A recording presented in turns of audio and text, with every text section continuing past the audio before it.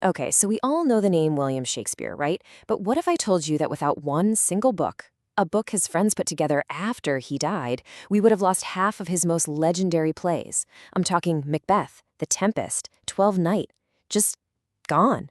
This is the wild story of how a literary icon was literally saved from the brink of being forgotten. And it all kind of starts with this number. In 2020, a book went up for auction and sold for nearly $10 million. Not a painting, not a diamond, a book. It became the most expensive piece of literature ever sold. So, that's the big question, isn't it? What on earth could be inside a 400-year-old book that makes it worth that much money? Well, the answer isn't just about the words on the page, it's about an entire legacy that was almost lost forever. And here it is. This is the First Folio of Shakespeare's plays, published way back in 1623. You have to understand, this wasn't just a collection. It was a rescue mission. Without this one volume, a huge chunk of Shakespeare's genius would have just vanished into thin air.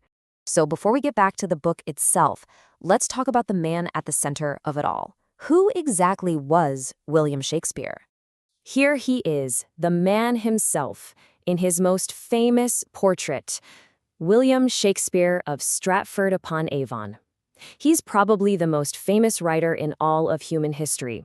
But the funny thing is, the actual documented facts of his life are, well, they're surprisingly normal. I mean, look at the paper trail. He was the son of a glovemaker. He went to the local school. He married an older woman, Anne Hathaway, when he was just 18 because she was pregnant. They had 3 kids. He then moves to London, makes it big as an actor and a playwright. So big, in fact, that he buys one of the fanciest houses back in his hometown. It's a great success story for sure, but maybe not the epic backstory you'd picture for a literary legend. And that kind of leads to how he created his work. We have this myth of the lone genius just pulling these incredible stories out of thin air. But the truth is actually way more interesting than that. Here's a little secret that surprises a lot of people. Shakespeare almost never came up with his own plots. He was less of an inventor and more of a master adapter, a genius at taking something old and making it brilliant. And he pulled from everywhere. Seriously, he was borrowing from old Roman comedies, dramatic Italian stories, even these dry, dusty English history books. His real magic was taking these existing stories, some of them pretty clunky, honestly, and transforming them into these deep, timeless masterpieces about what it means to be human. But this huge gap between the simple biography of the man and the sheer brilliance of the work has fueled one of history's greatest and most passionate debates. And it really kicks off right here, in a period known as the Lost Years. After his twins were born in 1585, Shakespeare basically disappears. For 7 whole years, there's no record of him. Nothing. Then, poof, he pops up in London in 1592 as a pretty successful playwright. What happened in those 7 years? Nobody knows. And that mystery is what opened the floodgates for all kinds of speculation. This is the heart of the whole puzzle. On one side, you've got the man, son of a glovemaker, from a small town with a pretty standard education. And on the other side, you've got the work. Plays that are filled with an insider's knowledge of royal court politics, complex legal arguments, and these vivid, detailed descriptions of places like Italy, where there's zero evidence Shakespeare ever set foot.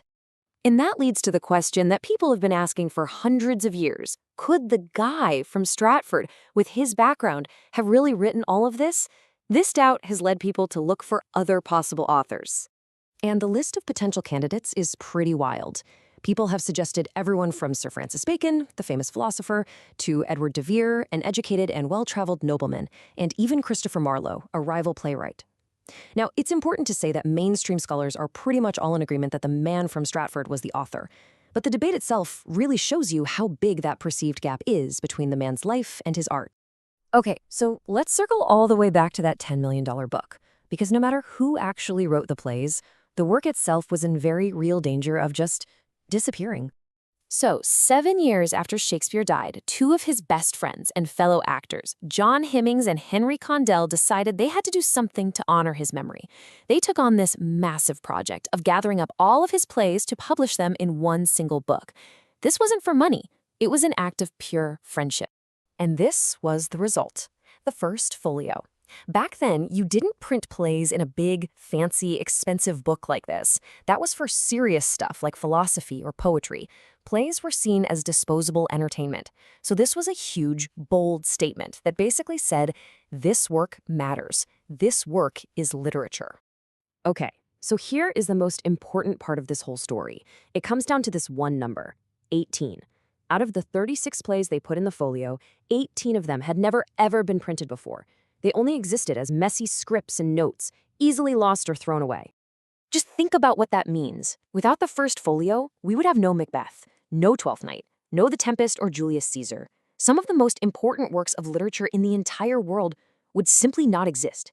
This one book is the only reason we have them today. It's staggering.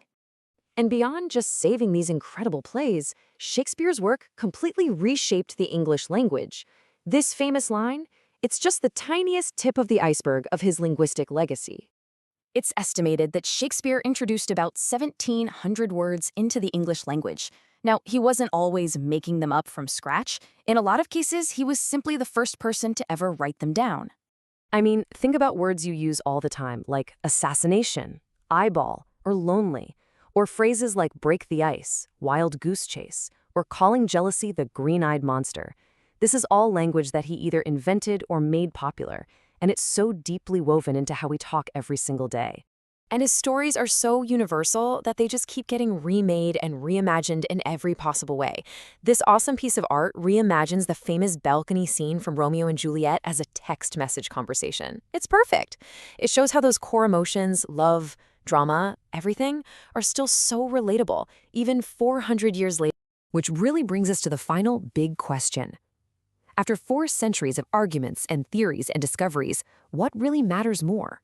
The enduring mystery of who the author might have been, or the incredible power of the words themselves? Words that were saved for all of us by one amazing book and an incredible act of friendship. It's definitely something to think about.